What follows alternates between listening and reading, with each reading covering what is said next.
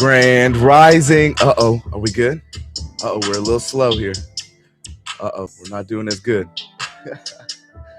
See if we can get this bad boy to start working correctly. We're a little spammy, a little bit. Let's see. Hold on real quick. Hold up. You dig? Let me see if I can get this thing working right. You dig? Hold up. See if, we should be good. Okay. I don't know why I'm freezing. Test speed. I got the speed up. Speed it up. Let's see. What else could it possibly be? See if I can release some pressure and memory. It's probably not the memory either. It shouldn't be.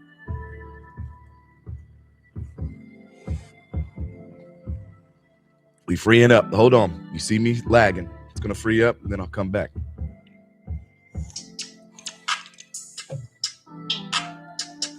Oh, yeah. We getting ready this morning, man. Yeah, man. Let me refresh real quick and come back in. I don't know why I'm freezing up. Let me exit out some apps real quick.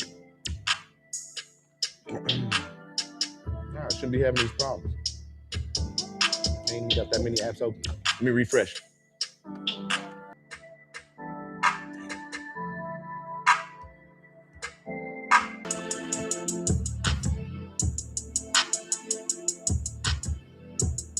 Oh, we're back smooth. We're back smooth. Y'all remember that all power is inherent in the people, you dig? Where's my joint at? Oh, we can't start without the joint. Hold on.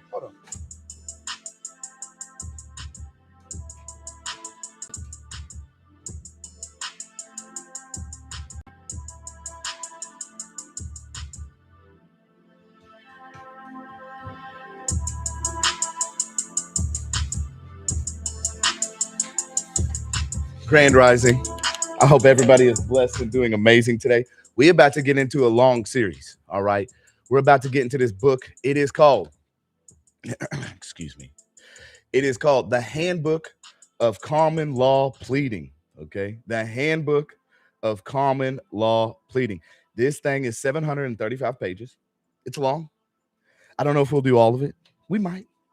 It'll be an hour a day, hour and a half a day for a while. We're starting up a whole new series to where you get to see my light-skinned ass, as some would say, every day if you want, for quite a while, as we continue to learn and educate and empower ourselves with knowledge, wisdom, and education. Right? You never stop learning. If you stop learning in life, you ain't winning, bro.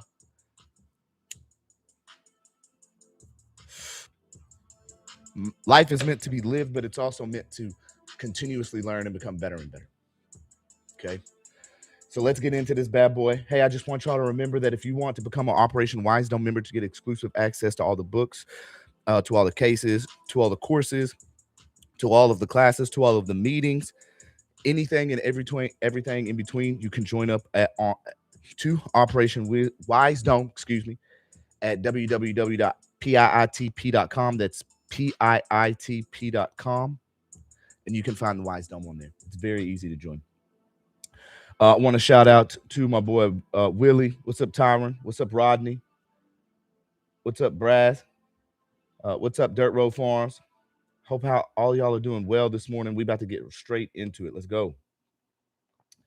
Let me see. So we got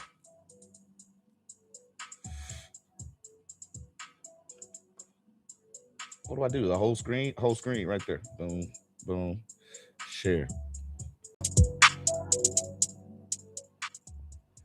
All right. So again, we're getting into Handbook of Common Law Pleading. Yeah, we're getting into a handbook. It's not a handbook though at all, bro. It's 735 pages. So I don't know what they're talking about. A handbook, not for the hand. It's very, very big. So, but hey, you know. Rodney with the $10 super chat, bro. Thank you, Rodney. I really appreciate it, bro. I rarely ever get super chats. So thank you, Rodney. Everybody that's here with us today in the chat, if y'all can say thank you to Rodney in the chat, we really appreciate it because it doesn't go to just me. It goes to everybody. That's the whole point of this. So Common Law Pleading. This is by Joseph Koffler. Okay. It says handbook series. I doubt it. I doubt it. This thing's huge. Now, we also got a hornbook series and basic legal text, nutshell series, and black letter series. And you can just see like a lot of people that's been involved with this. Now, this is coming from professors of law. Okay. So when people want to talk that trash and talk that ish, again, thank you, Rodney. For real, man, you're a blessing. I really appreciate it. So when people want to talk that trash about what we're about to get into, the details of things, just remember that a lot of these people are professors of law that helped homeboy. Okay. All right, let's get into it. I don't want to read the preface. I'm right into the meat and potatoes of everything. Part 1 is the development of common law pleading and its importance in modern practice. Chapter 1 is common law pleading in the practice still survives as a basic modern remedial law. Okay, so don't let them try to say that, hey, man, this is out of date and it's not going to work. And this was things back in blase, blase. Like, bro, you understand our Constitution was back from blase, blase, right? And it still stands today. Okay. You can't invalidate the foundation. That's like trying to build a building and then trying to pull the concrete out from the building and say, oh, the building's still going to stand. It's not how this works, bro. Like, what are y'all talking about?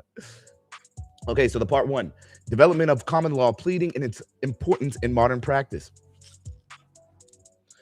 Common law pleading, the ancient reign of Edward's 1272 to 1307, and further methodology used bringing legal issues perfected during the reign of Edward before the courts of England, is as old as the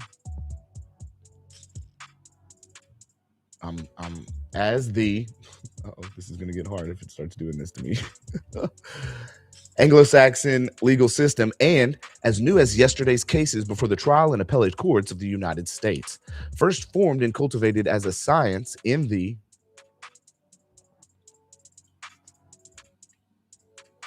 see, this is where it gets hard.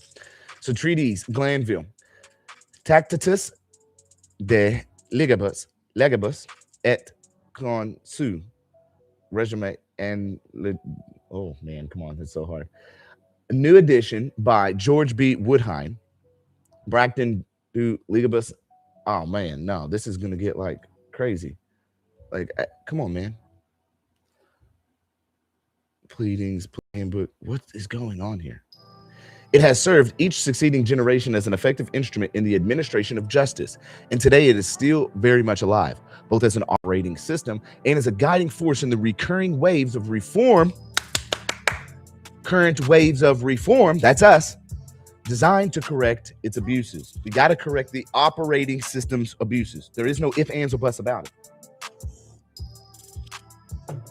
If there's issues, we are the ones that have to reform. We have to abolish what's currently in place. We have to reform and re-put in place or realign in its proper place. For more than 6 centuries, it was the only method of pleading in the common law courts of England. King's Bench. Man, this gets hard when they start doing it like that. In referring to the improvement in the science of pleading, Sir Edward Coke declared, in the reign of Edward III, pleadings grew to perfection, both without lameness and curiosity. For them, the judges and professors of law were excellently learned, and then knowledge of the law flourished.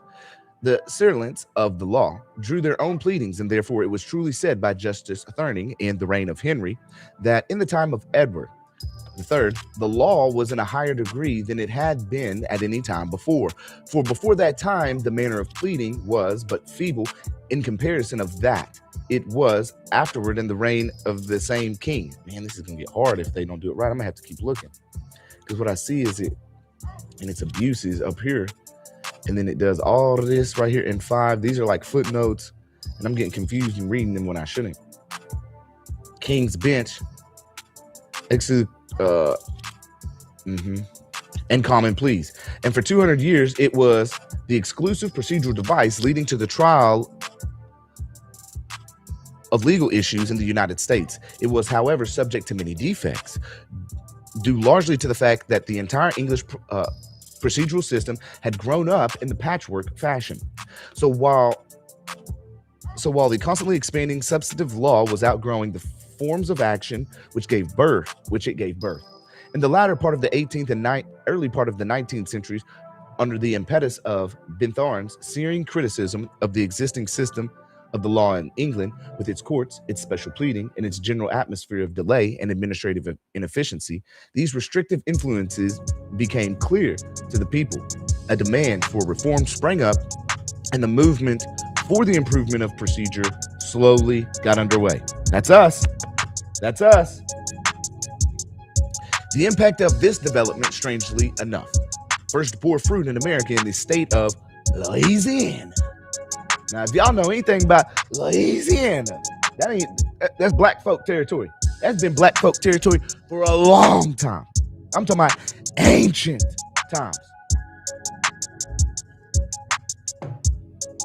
So it's pretty interesting that America's foothold as far as first bore in relation to this was the state of Louisiana.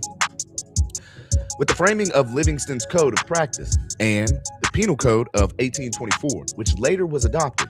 This followed in England by an adoption of the Raleigh Rules in 1834. And, I gotta find where it continues with these footnotes being in the way, in the United States by the New York Code of Procedure in 1848. Thereafter, in relatively quick succession, the English Parliament enacted the Common Law Procedure Acts of 1852, 1854, and 1860, and the Supreme Court Judicature Acts of 1873 and 1875. Now, for the most part, replaced by the Supreme Court of Judicature Consolidation Act of 1925 and the 1938, and in 1938, the Supreme Court of the United States made effective the new Federal Rules of Civil Procedure. So, in general, oh, this is a footnote, okay, Procedure 14. Something about consequence. In consequence, there we go. In consequence thereof, both at home and abroad, the system of pleading as developed at common law has been modified by judicial decision, changed by statute or by rule of court, and in some jurisdictions ostensibly swept away in its entirety. So the reformers thought. But subsequent events have cast grave doubts on this conclusion, as the solemn and stubborn fact is that common law pleading still serves as the basis of our modern remedial law. Select any individual that you find that he is what he is today because of what his father and mother were yesterday. Say it again. Select any individual and you will find that he is what he is today because of what his father and mother were yesterday.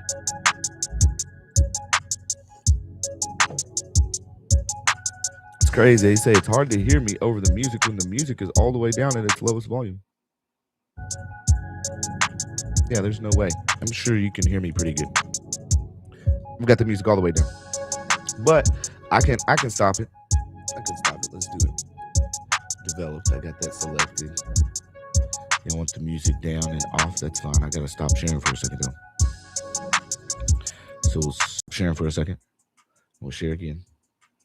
And then entire screen. This one with no sound. Okay. Hopefully that's better. For some who are complaining about the music. But I'm going to turn it up. All right, let's get back to it. Where's we at? We somewhere up here? Okay. System of pleading, remedial law.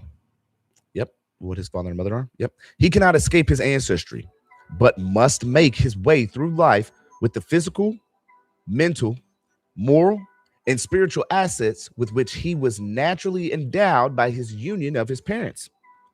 It is true that within certain limits, he may seem to change with his environment, acquire a better training, and contribute more to the community than he did his forebears. But any advance or improvement he may make must be done within the limits of his ancestral background. And so it is with institutions such as the law, which, after all, are merely the product of joint individual effort. The law is what it is today because of what law was yesterday. It cannot escape its ancestry, and it too must progress against the background of its history. Like the individual, so with the common law system of procedure, which we all proudly claim as a priceless part of our Anglo-Saxon heritage, Anglos, we talking about them Saxons, the sons of Isaacs, Saxony. Man, y'all better learn your history. Y'all thought this was, come on, man, learn your history. We may change, we may add to or take away those parts of the system which have outgrown their usefulness, just as the modern common law actions supersede the old real actions when they became archaic.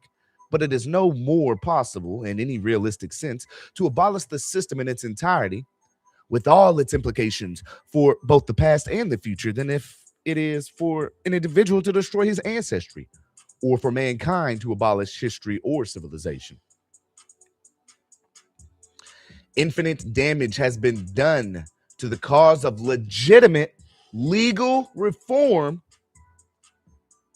to the cause of legal education at the expense of litigants, students of public welfare generally, by proclaiming the concept that all that has gone before in our procedural ancestry should be regarded as obsolete and worthless, and is not to be considered in terms of modern pleading and practice, aids in terms of modern legal education.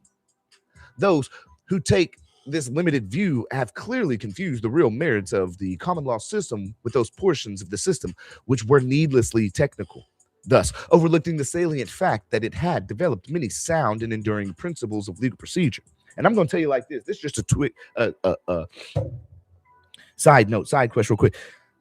Like, the further back we go in history, not all, okay, I'm not going to say every single person, but what I can tell is the further back we go in history, I see in some instances almost like, I can't even say the general public. It's hard for me to be this way, but it seems like a lot of the times, like when I go further back and I'm reading, let's say like Mary Baker Eddy, right? Let's say I'm reading Mary Baker Eddy.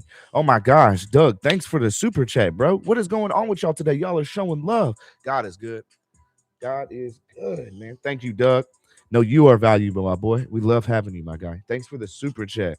That's amazing, man. I never get super chats. Y'all give me super chats. That's so cool. Thanks, man. It's kind of like reading Mary Baker Eddy. She was Christian Scientist, right? And her whole thing was that she would teach the person how to heal themselves utilizing the mind. And all she utilized was the Bible. You dig? And there were lots of deep books that were of highly intelligent people. And when they was back thinking about all these things back then, they just took the time, bro. They didn't have technology. They didn't have things to distract them. So they was just out there learning and applying and speaking and figuring out things in deep, deep depths. And yeah. So back then they really scrutinized things to a T. All right.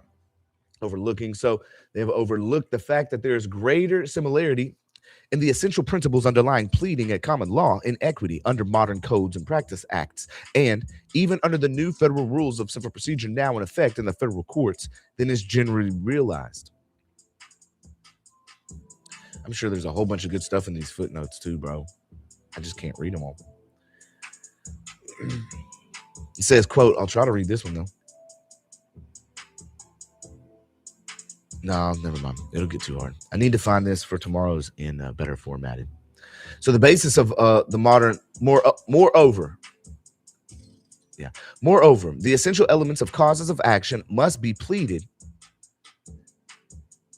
have not been abolished by the reform procedure, nor have the fundamental conceptions common to all systems of procedure as to the manner of making allegations which reveal the contentions of rival parties been changed. As Lord Mansfield so well said, quote, the substantial rules of pleading are founded in strong sense.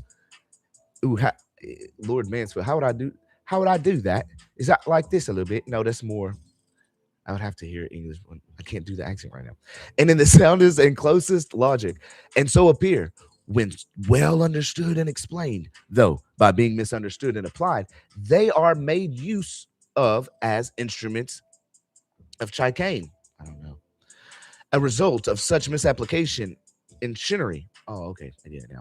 By men who resulted to the technicalities of special pleading to serve their own selfish ends as a result of the portrayal by its enemies of the system as a mere game of skill in which the helpless litigant became a pawn in the wilderness of arbitrary technicality and confusion. in which it was pictured as the master and not the servant of the courts, or as an end in itself, instead of an instrument for the fair and equitable adjustments of substantive human rights. The system of pleading and procedure, as developed at common law, was gradually brought into the popular disrepute by the efforts of the well-meaning reformers who emphasized its admitted defects, but failed to point out to the people of England and the United States the matchless precision of the old system as a vehicle for reducing human controversies into distinct issues of fact or of law, which could be satisfactorily adjusted, thus achieving the principal end of all government, to wit, the preservation of law and order. Entirely too much time and effort have been expended in I'm guessing that's expended in the I don't know what that's supposed to be. In the I see common, but it don't have a continuance. Common, yeah.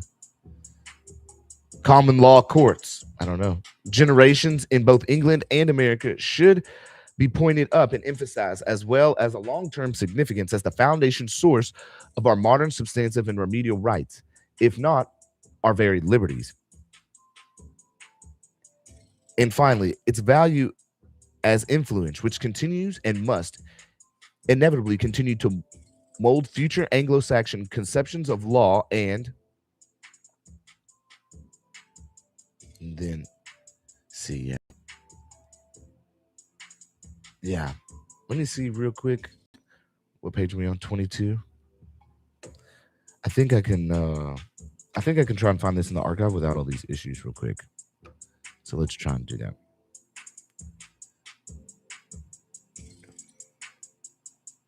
Archive. Because I don't want to have these issues with y'all the whole time. I need something easier to read. I don't even know how that happened, bro. That's crazy.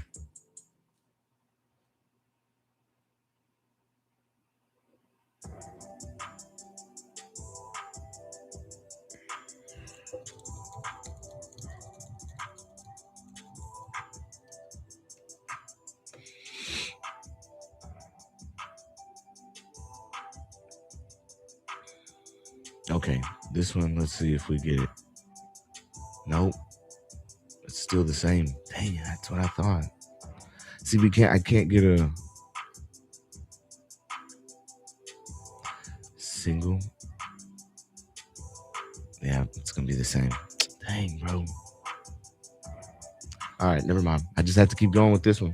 It's like this everywhere, even on the archive. Dang, bro, another super chat. Willie over here with the super chat. Shout out Willie, bro. What is going on with y'all today? Y'all showing mad love, bro.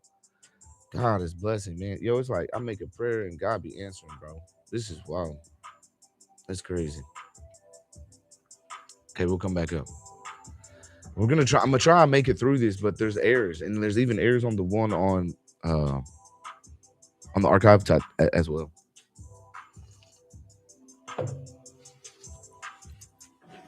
Okay. So justice in a free society, if we are to preserve our ideal of government by law as opposed to government by men. That's a big difference too.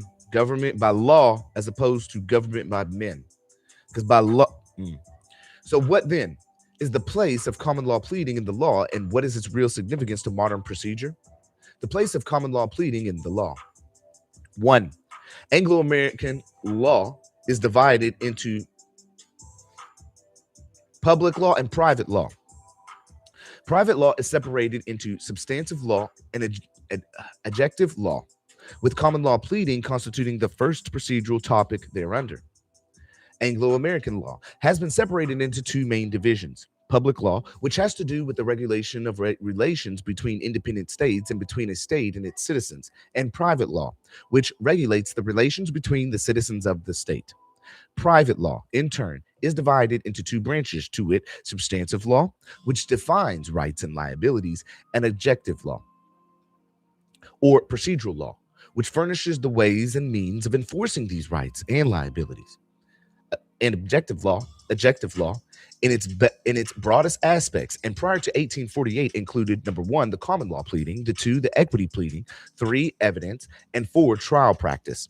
The position of common law pleading in the law will therefore apply clearly from the chart in the next page, which is totally screwed up, so don't even depend on that chart. As a result of the impact of the New York Code of Procedure in 1848, our modern system of code, no, because that's SYS, modern, apparently that phrase coming, see, and then modern system of code pleading, which is a combination of the better elements of the common law and equity systems of pleading, came into existence. The influence of this development under the codes finally led in 1938 to the new federal rules of civil procedure and the regulation of practice in the federal courts. That's important because we got to remember too, in the KKK Ku Klux Klan Act, when they moved everything over into Title 18, Section 242, they took out the whereto clause, or notwithstanding clause. But it's still within the act, which is why that's why qualified immunity is ending right now. Like, it's on its last thread, because we went back and looked and said, oh my God, look, the compiler didn't even bring in the whole act into the code. Like, the cops have no immunity whatsoever. And so that's what's kind of a big thing right now in relation to qualified immunity. It's in limbo. It's hanging by a thread. And we've read about this. I'll share another video to the YouTube for y'all to watch in relation to Judge Carlton Reeves' opinion on qualified immunity and giving you the history. So following the example of the nation, some of the states subsequently abandoned their codes in favor of a system of procedural regulation by rule of court. This treatise, however, is concerned primarily with the fundamental principles of civil pleading and practice as developed at common law. And civil procedure is the mode by proceeding by which a legal right is enforced, as distinguished from the law, which gives or defines the right.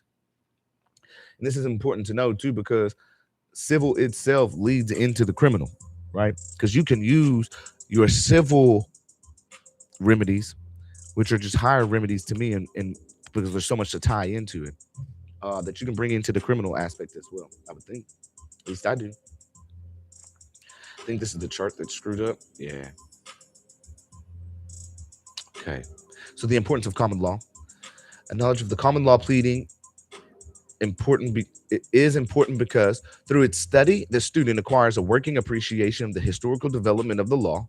It is essential it is an essential aid in understanding the early English and American decisions in which rulings on the law are only comprehensible to the modern student in the light of a working knowledge of pleading at common law. 3, it is an essential ingredient. You know how they said I'm the master chef? Well, this right here, my boy, is the main course that we're cooking up. Okay. Y'all said, this guy thinks it's cool to be called the executive chef. What a dummy. Hey, I'm cooking up, baby. Baby, I'm cooking. I got some of that. Slap your mama, all that, bro. What y'all want to do? I got seasoning for days, you dig? Stirring up the pot. Y'all,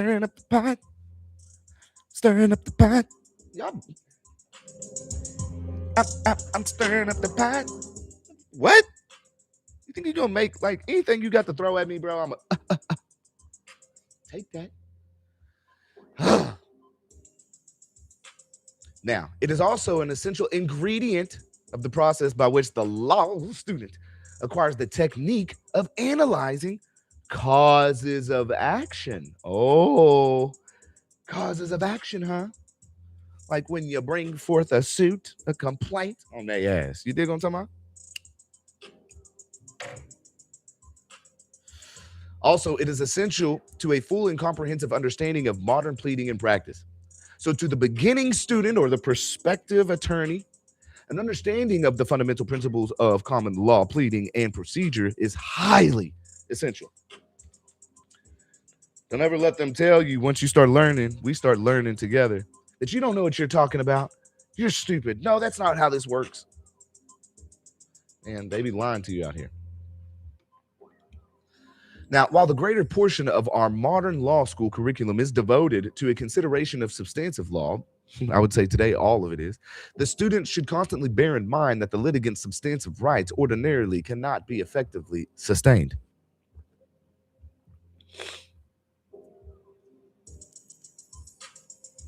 Here we go. Except by one adequately trained in the art and science of procedure, who appreciates the technical steps and maneuvers that necessary to present properly his client's case in court.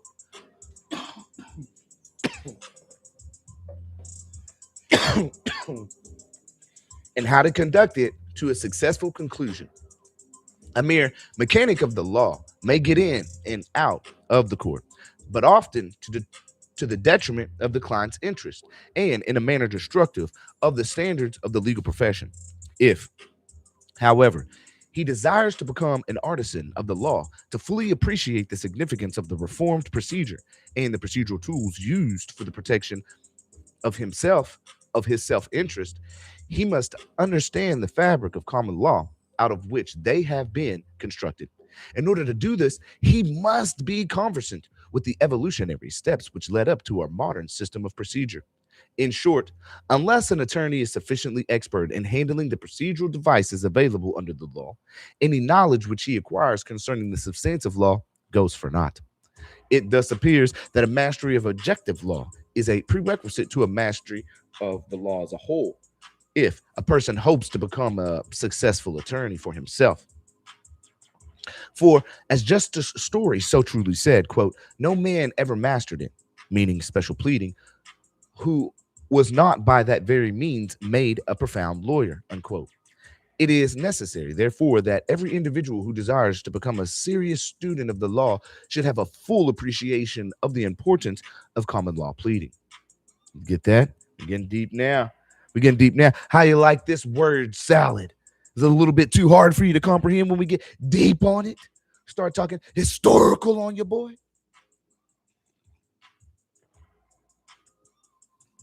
Oh, that's a new one. Executive Master Word Salad Chef. The sovereignest chef of the land. Get out of here. Good job, Rodney. I love it, bro. Comment. Came from Rodney. Good comment, bro. I like it.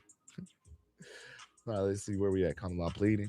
So in the first place, the study of common law pleading is important because through its study, the student acquires a working appreciation of the historical development of the law. He comes to realize the relationship between the procedure and the substantive, and that right and remedy are bound together. That substantive rights are expressed in the terms of remedial rights and forms of action. In short, it is essential to realize that the forms of action are, in fact, the categories of legal liability, and that most of our modern substantive contract, tort, and property law had its origins in and developed out of procedure. It was in this very connection that Sir Henry Maine observed that the rules of substantive law had an appearance of being secreted in the interests of procedure. What Maine was saying was that the study of the forms of action is one of the richest sources of information for the student of legal development and theory, and that there can be no true understanding of the law except as against its historical background, and that this history can only be fully and intelligently interpreted in the light of the origin of and growth of procedure. Now, in the second place, a knowledge of common law procedure is essential as an aid in understanding the early English and American decisions, and the rulings on the law are only comprehensible to the modern student in the light of a working knowledge of the pleading at common law. So these issues in the early cases framed at a period of time when it was not yet certain whether the pleadings should be English, French, or Latin, and while they were still in their developmental stage, were necessarily formulated on the basis of an older system. So in consequence, the opinions rendered in these cases are sometimes in language and phraseology understandable only by one versed in the common law system of procedure. Thus, the phrase, the lesser of the plaintiff, is understandable only in the light of the fiction of ejectment. The doctrine of quid pro quo has meaning only to one who has studied the early cases involving debt, and an executed consideration is meaningful only against the historical development of a sumpsus out of the tort action of a trespass on the case. Super so assume see, I can't even say all the Latins because super so se assumsit. Moreover, one called upon to consider a decision in the yearbooks might be struck by the inclusion of much material or discussion which had no apparent bearing upon the final result. See how it be getting confusing on you? But such inclusion would be clear to one acquainted with the history of pleading, particularly that stage of it in which the pleadings were settled in the heat of battle in the presence of one's adversary, a written process of oral altercation in which the litigant, the in-laws from a knowledge of the old. I don't even know if that's a common footnote or not. This one's hard to read, bro. I ain't even gonna lie. Old alteration against the clerks and the lawyers and the judges played leading roles. So in the third place, a knowledge of procedural law is a central ingredient to the process by which the beginning law student acquires the technique of analyzing causes of action. We read this. Third, there's no, okay. It has value. Third, these qualities constitute foundation of legal investigation. Yes. Second, the shadings between the common law forms of action afford the student excellent practice in distinguishing one decision from another. Yes. Third, no educational device is comparable to a course on common law pleading for the purpose of teaching the beginner how to brief a case, reduce the controversy to a single clear-cut, well-defined issue of fact or of law. Yes. Determine the holding of the court and formulate the rule and principle of the decision. Yes, these are great. Okay, I'll work with that.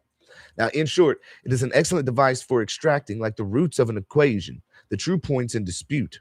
It is a time-tested scheme of matchless precision for separating the issues of fact from the issues of law.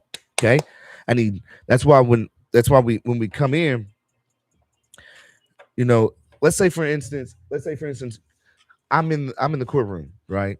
Hypothetically, and I've already submitted some motions to dismiss or some notice and demands to dismiss as unconstitutionally applied, and we get an answer. We're getting an oral answer on the record at a without arguing it out. We're not going through the points.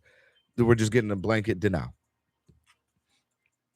At that point, if you're just getting a denial, your due process right orally with nothing, you're like, it's kind of like your due process rights or your, I would at least I would think you're getting violated.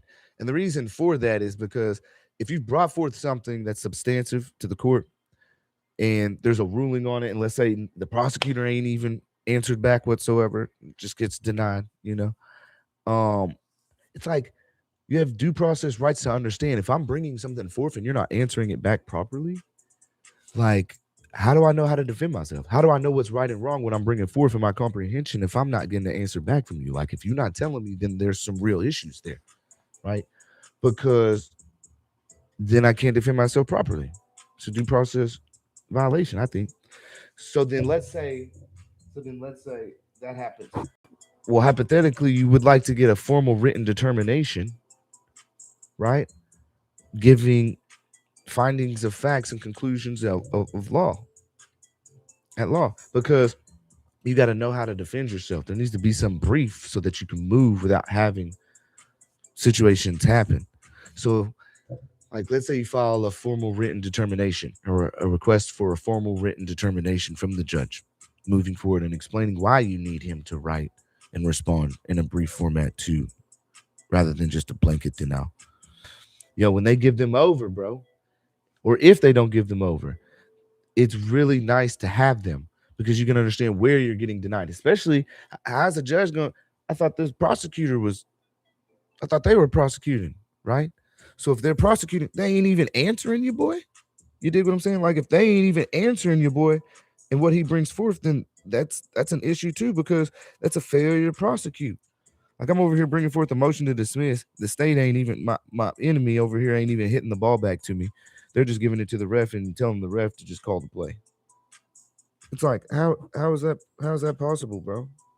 Like, don't I get an opportunity too, or is y'all just is the ref just always gonna give me the ball and give them the point every time? And they ain't even got to play. They ain't even got to get the ball back. It's wild to me, bro. All right, let's get back to it.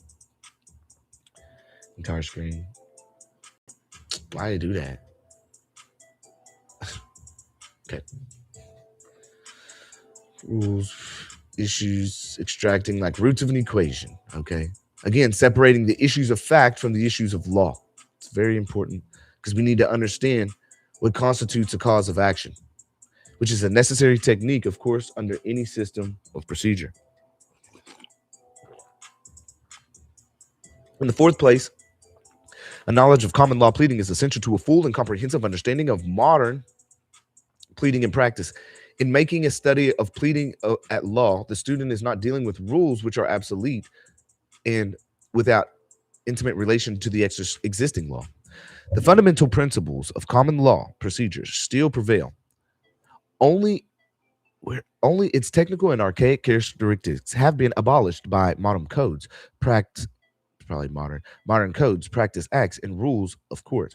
This is true because the code pleading springs from a common law ancestry, because codification at best is only partial in scope. Hence, the principles of common law pleading necessarily remain as the great residuary law from which the gaps in the code system of procedure have been and will continue to be filled, and against the background of which its every provision must be construed and understood. Thus, to give but one example, the codes state that, quote, the complaint must be stated in plain and concise language, unquote, which calls for explanation or interpretation. Does it actually mean what it says or does it mean, or does it mean something else? After full consideration, the courts have found that at common law, the declaration, in order to state a good cause of action, was required, or to relief, was required to state ultimate facts and not evidentiary facts and not conclusions of law, and that the rule under the statutory provision in question is the same as at common law. The provision, therefore, has no meaning except as construed against its common law background. Uh-oh. We getting deep on them now, Papa. Woo. Yep. With a statement in mind of the reasons why knowledge of common law pleading is important, it may be next be helpful to consider the functions of pleading. Now we're getting into the functions of pleading. The functions of pleading at common law.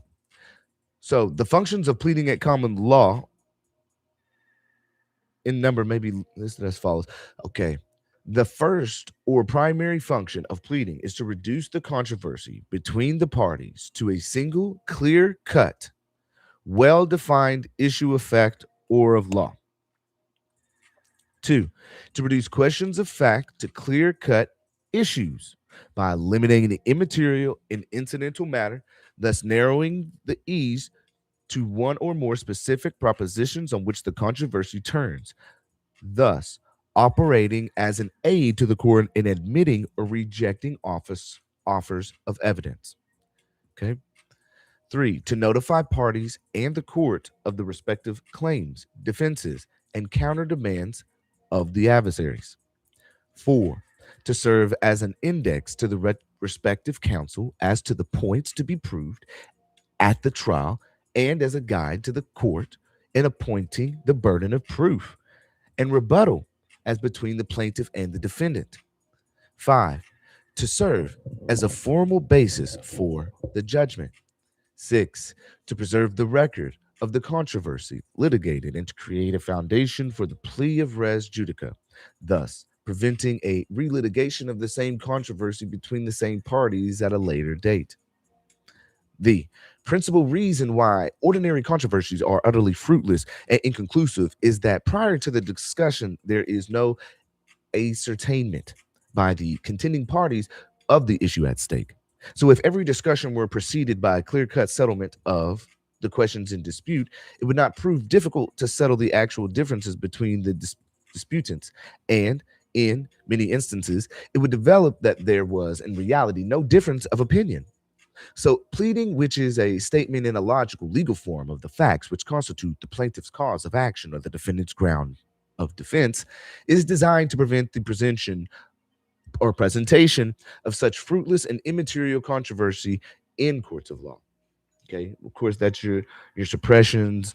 I think that's your motions in limine, excluding hearsay. You got lots of different ways. Things can be biased against you, or could cause bias in certain forms, I think, too.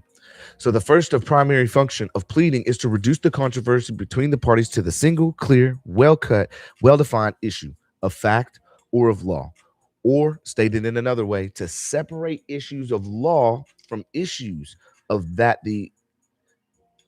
or stated in another way, to separate issues of law from issues of so that the issues of law might be. See how it messes up? Come on, man. It's not cool. The term itself of issue appears as early as the commencement of the yearbooks, that is, in the first year of Edward II, and from the same period, at least, if not an earlier one. The production of the issue has been not only the constant effort, but the professed aim and object of pleading. Okay, cool. So it says decided, be issue of, that the issue of law might be decided as far as possible prior to the trial of the facts. This was made necessary dual character of the common law tribunal, that is, of the court, which generally decides questions of law, and the jury, which generally determines issues of fact. By this process, the matters on which the parties differ and the points on which they agree are ascertained with precision, and thus the issues over which the parties are contending are presented for judicial determination. The pleadings are not, as frequently assumed in popular estimation, an advocate's address to the judge or jury. On the contrary, they are the formal statements drawn up by the counsel of the representative parties of the plaintiff's cause of action or the defendant's defenses. From the clash of assertions are disclosed the points in controversy, the propositions affirmed on one side and denied on the other, on which the decision of the case will turn. Thus, the primary function of pleading, that is, of defining the issues over which the parties are contending, is achieved. Quote, the points admitted by either side are thus extracted and distinguished from those in controversy. Other matters, though disputed, may prove to be immaterial, and thus the litigation is narrowed down to 2 or 3 matters which are the real questions in dispute, unquote, on which this case may be judicially tried in the most expeditious manner. It is a great benefit to the parties to know exactly what are the facts remaining in dispute, and what facts the plaintiff must prove to sustain his cause of action or the defendant to establish his defense. So the question involved may be reduced to an issue of law, in which case it may be decided by the judge upon argument, or it may involve a question of fact, in which case it may involve a lengthy trial by jury. So by separation of questions of law from the questions of facts, the parties may be saved great trouble. And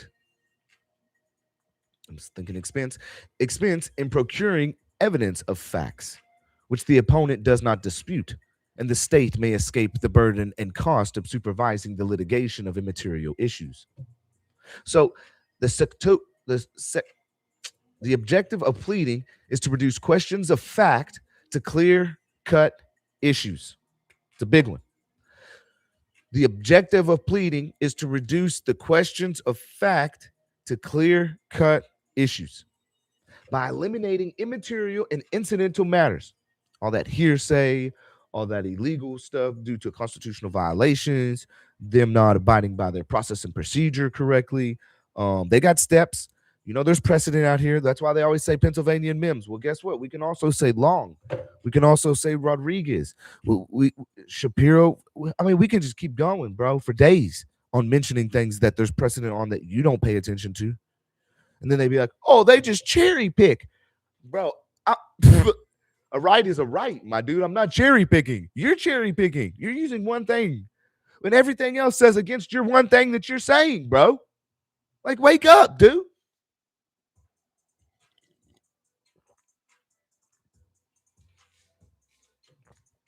Wake up, bro.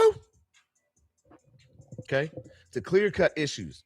So by eliminating immaterial and incidental matters and narrowing the case to one or more definitive propositions on which the controversy really turns, thus serving as a guide to the court in rulings upon offers of evidence. So as the pleadings defined of the proof, so also do they have bearing upon the admission or rejection of evidence. Thus, if A brings trespass for assault and battery, B pleads self-defense, and A denies the striking in self-defense. The issue presented is, did B strike in self-defense? Now, if B offers evidence that he did not strike, A, the court, is in a position to rule out the offer of proof. As such, offer has no logical tendency to support the defendant's plea that he struck in self-defense. And this This is very good.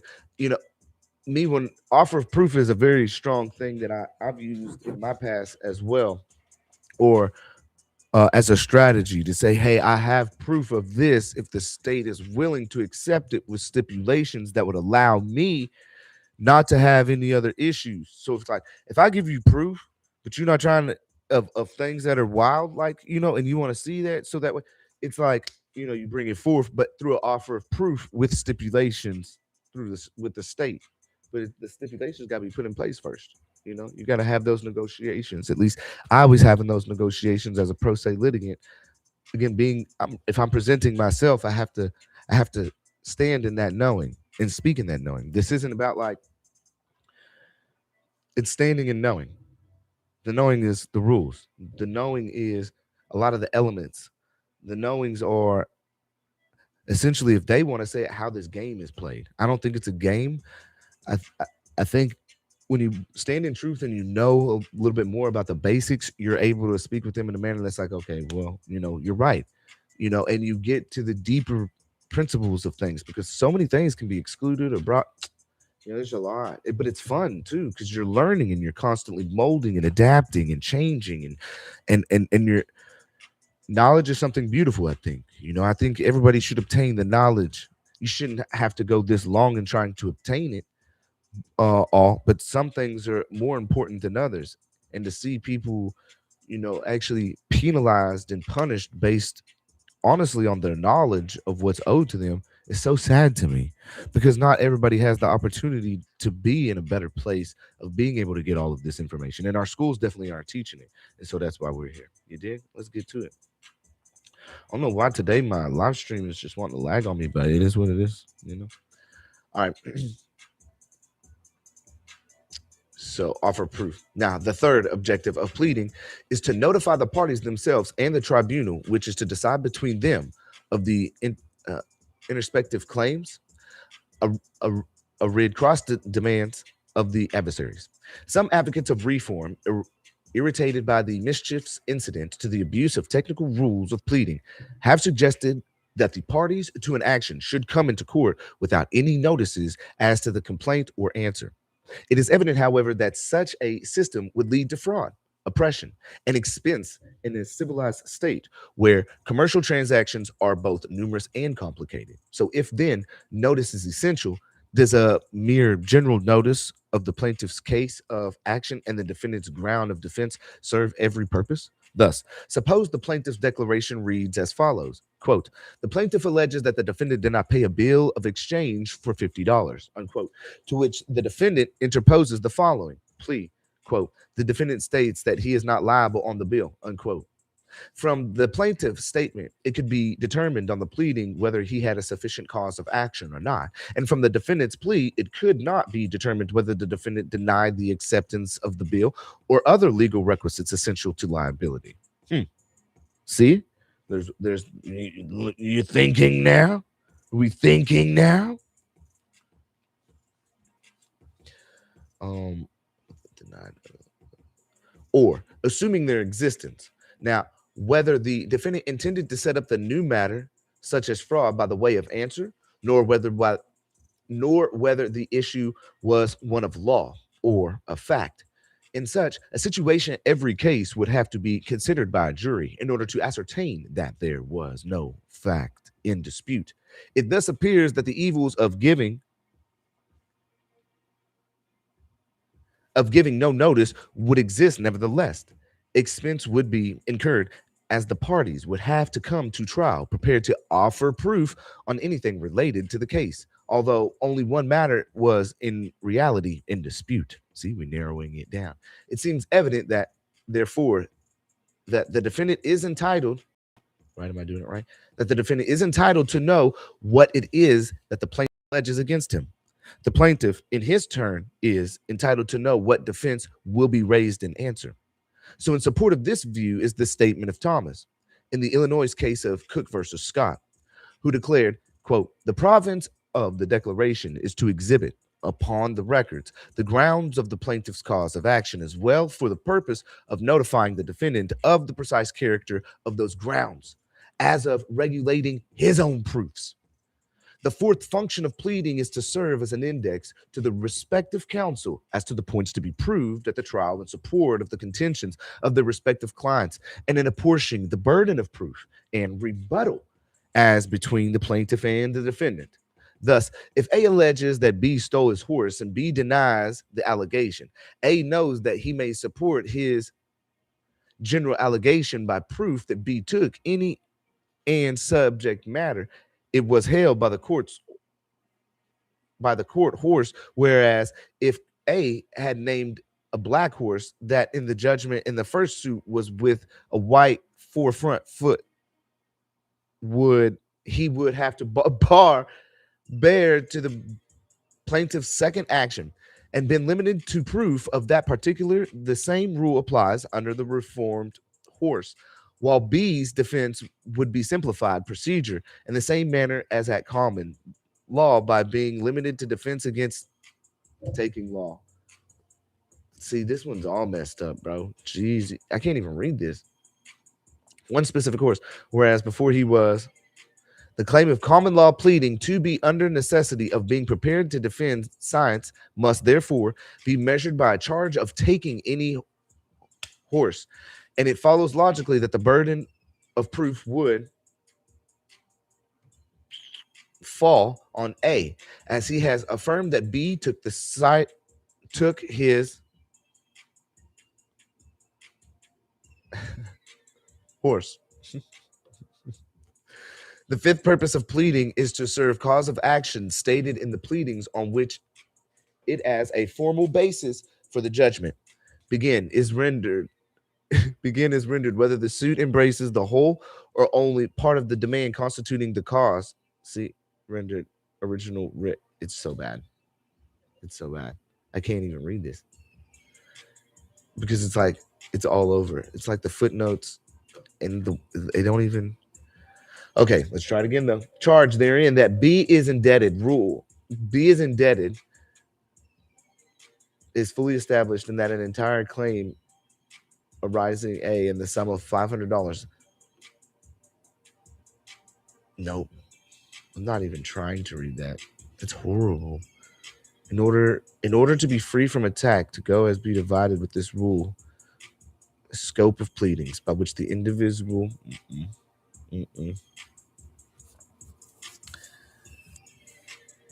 promissory notes may maintain an action of a position as unity, coherence, and emphasis, each a party upon whose person or property successive distinct trespass have been committed.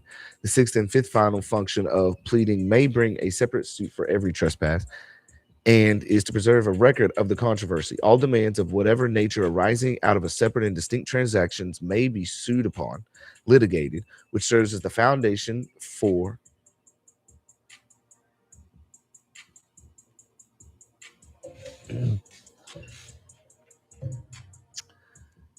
separately. It makes no differences that the causes of plea of res judica, which is sustained of action, may be united into a single suit. Yeah, bro, there's so much here that's messed up. I can't read this.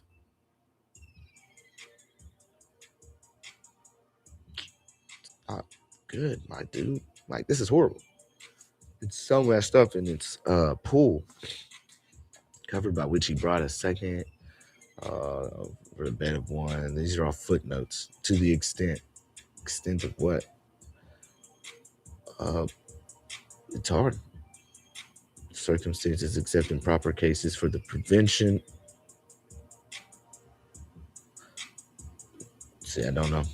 Provided to the extent of its adaptation of its rules to the accomplishment of its main functions. That is, fair notice to the parties and the accurate, practical, and systematic presentation of the precise questions of law and fact involved to the tribunal, which is to decide them. The various and possible functions of pleading may therefore be enumerated as follows. To reduce the controversy between the parties to a single clear-cut, well-defined issue of fact or law, and to separate the issues of law from issues of fact, so that the issues of law may be determined as far as in advance to the trial of the facts. To reduce the questions of facts to clear-cut issues by eliminating immaterial and incidental matters and narrowing the case to one or more specific propositions on which the controversy really turns, thus operating as an aid to the court in admitting or rejecting offers of evidence. There's the record. Thus becomes historically clear.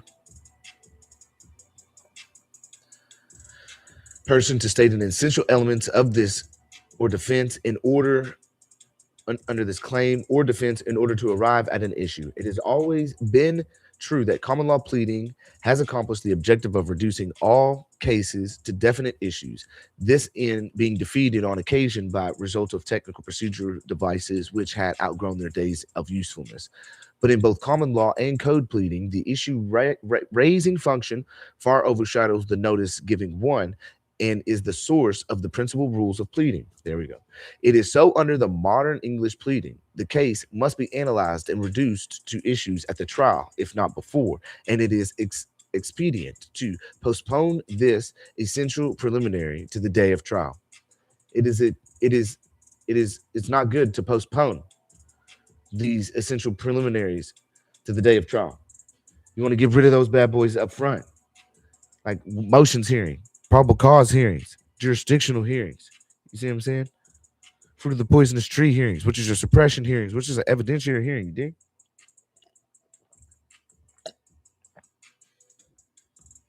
We want to start getting hearsay cut up out of there. So the development of substantive law out of procedure. So the beginning student, if authorized to create an entirely new system of law, would normally first define rights and liabilities, and therefore set up a system of courts to enforce those rights and those liabilities that we all have, right? That'll be the first thing. Whereas, as a matter of historical knowledge, again, you have to understand who you are. You got to understand that you're a creation of the Creator, that you have a spark of God within you. The law grew up in exactly the opposite way. The great body of our modern contract, property, and tort and substantive law having had its origin in and developed out of procedure. So, under the Anglo-American law, the substantive law defines rights and liabilities, and the procedural law furnishes the ways and means of enforcing those rights and liabilities. But in what order did this development take place? Were rights and liabilities first defined, and therefore courts established to enforce those rights and liabilities, or were courts first set up and thereafter rights and liabilities defined? This question, if asked of a beginning student of law, will invariably be answered by a statement that rights and liabilities would first be defined with the courts to enforce them and to establish thereafter, as though they weren't established in some way before by natural moral codes, that inner being code within that literally tells all of right and wrong. You dig what I'm saying? It tells of all right and wrong. It's a moral code. It's ingrained in you. At least if you have had someone in your life to be able to teach you those moral codes. If you come to know God in any form or fashion, the great creator. Because once you do, it's just tapped in and it's automatic.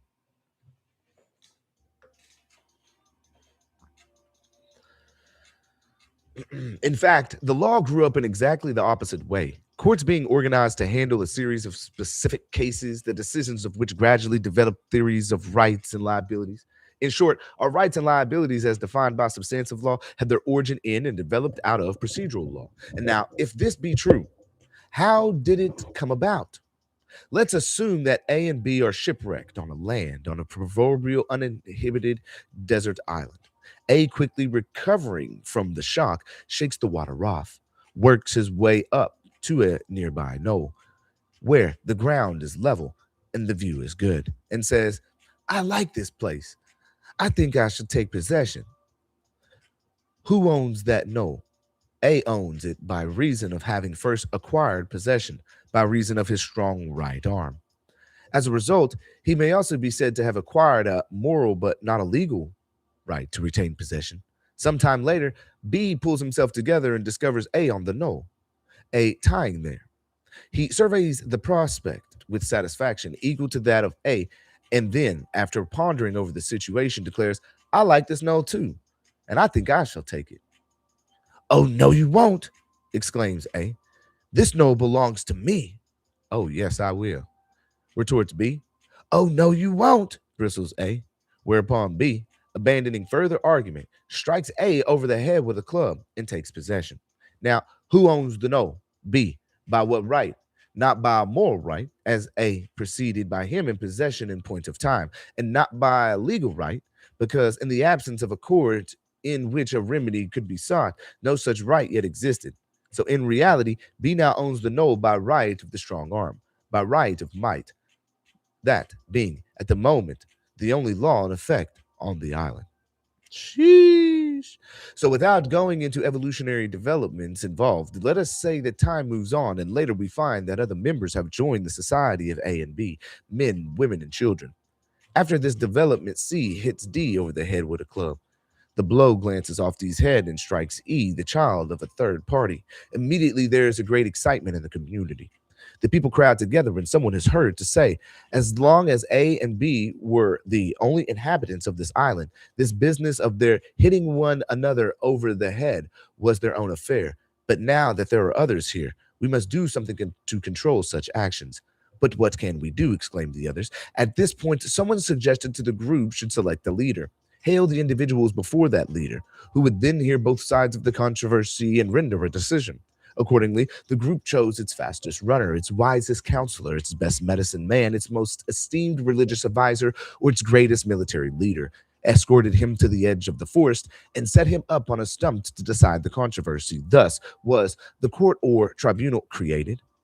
Thus did the group take its first step in the development of law. Thus did it prepare the way for transforming moral into legal rights.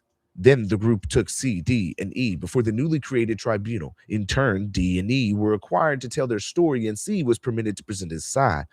Before any decision was rendered, the most that could be said in favor of D and F was that the view of the group, their moral right not to be interfered with, had been violated. As yet, they had no legal rights, as they were still without a remedy. After hearing both sides of the controversy, let us assume that the court, presided over by the chosen leader, who has now become a judge, finds C 20 hides, 10 hides to go to the injured parties, 10 hides to go to the community. At the moment of decision, I and F are for the first time had acquired a legal right not to be struck, the moral right having been changed into a legal right through the acquisition of a legal remedy.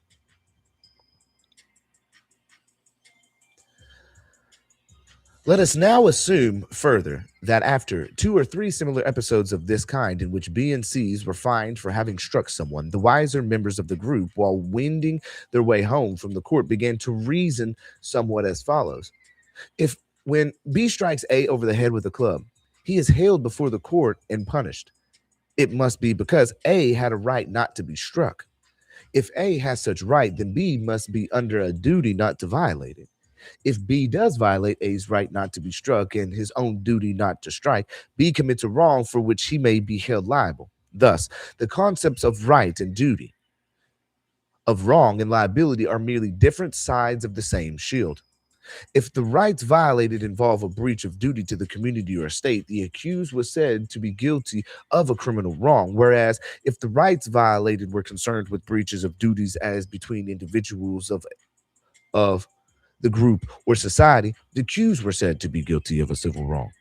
But at this stage of the discussion, the important point to be observed in the foregoing account is that these primitive legal concepts of right, duty, wrong, and liability had their origin in and developed out of procedure. That is, out of the process by which a myriad of single instances of specific factual situations were presented to and decided by a court, and that the substantive law of right of A and D and E not to be struck came into existence only upon the pronouncement of judgment by the tribunal. This process not only produced a body of substantive contract, property, and tort law, but it also exercised, as we shall see, a profound effect upon the form of our judicial organization, which in turn developed the 5 great systems of administration: admiralty, common, equity, and probate law. And there's where I'm to stop for today on part 1 in relation to our common law handbook. Where are we stopping at? We're on page 33, it says. So we're on page 33. We're coming into the relation of common law pleading to other systems. On part 2, that's what's going to be coming up next. The common law pleading is, again, this hopefully by reading this, it is helping you gain that foothold, that foundation. These things, we're going to keep coming. Part two will be tomorrow. We'll do the same thing. We're gonna make this a series so that we can continuously comprehend coming into common law pleading, coming into understanding the branches. Again, the student of law must know several elements here, and things need to be brought down and concise because we need to get to things that are of issue of fact, issue of facts, where they at, so we can get it directly over in relations to the issues of that are at law and what is applied. And it's really think about it, what we just spoke of in relation to the procedure is very true. There was no apparent right until we had gone through the procedure through many different people. And that's why I say everything is us, right? Like if you really look at it like I am you and we are us and we are all a part of this great I am, it's a deeper philosophy of just a higher knowing, because you look at the procedure, it's like, look how many people had to go through all of these things for me to even obtain my rights. That's huge in and of itself, man. Really think about how many people, how much travesty, how much grief, pain, and things people had to go through to get you your rights. You find the right cases that back up your situation all the way. You see what I'm saying? It makes things really different. And so that's where I look at the situation to say, like, understand lots of people fought for you to have the rights that you have. A lot of people died for you to fight for the rights that you have. Just like we fighting for our children's rights, people before us was taking on even bigger situations.